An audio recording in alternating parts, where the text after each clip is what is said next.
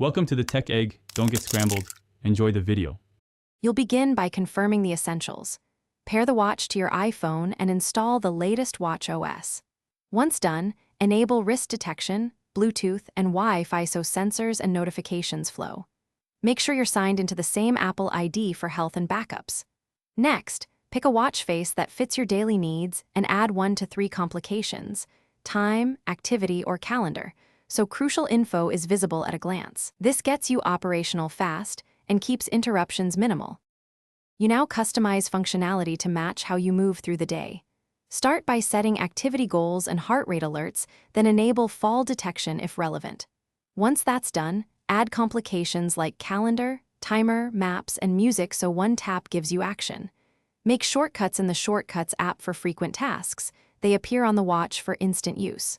Finally, configure focus modes and notification priority, so only the most important alerts reach you while keeping other apps tucked away.